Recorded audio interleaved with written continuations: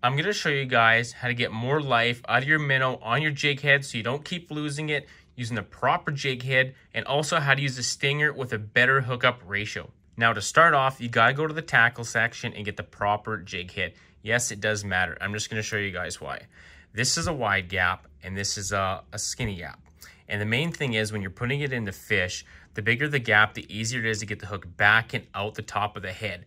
Now this one's a little smaller, so you're going to be fighting it a little more, and you're probably not going to come out in the right spot. You could come out in front, and what you don't want to do is crush the skull in here, because if that breaks, it's going to come off the hook way easier. So you don't want to use these ones. You want to go to the store, get the wide gap. Now the shank is going to depend on the size of the minnow. If it's a short shank, it's going to be a shorter minnow. If you get a longer fish, it's going to be a longer shank. I should also clarify, when you go to your tackle section, these are called bait hooks too. It'll say that on the case, so the good chance it's going to be a wide gap to start with. So I'm just going to show you how I do this, and I think it's the best way to do this. There's a few ways you can do it, but this is the only way I do it. So what you want to do is, you want to go in the mouth, and you got to push the hook in as far as you can, as back far as you can, and you want to come out on the back side of the skull. So you keep pushing it in the best you can, centerize it the best you can too, just like that.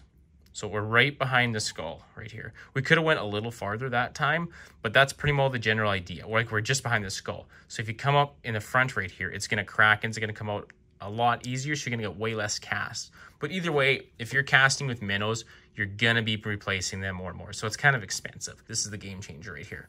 This is called a stinger. Now, another thing about this is you guys are going to see the second hooks. You can put flashes on these too if you want, but another reason is for using stingers. And all it is it just clips on just like this. Usually you want to do this first. Down. Okay, there it is. It's just like that. It snaps right on. So the idea with this is you want to snag it a little bit farther back. And the thing is too, the stinger length, you want to try and match it up with the size of minnows you're using, because you don't obviously want to put it right at the back here, because it's going to restrict the movement and it's not going to look as good in the water. So you want to put it, I don't know, about let's say halfway, and then when you're jigging it through the water, it's still going to have a little bit of motion. Just take just the one single, and I'd put it in probably right about there. And just like that. So now it's going to stay hooked up a little bit better, and you're going to get a few more casts. And if it does break off here, you might be able to save it because it'll still be hooked in here. Now, I'll give you an example. If you do actually hook it back here, you still can.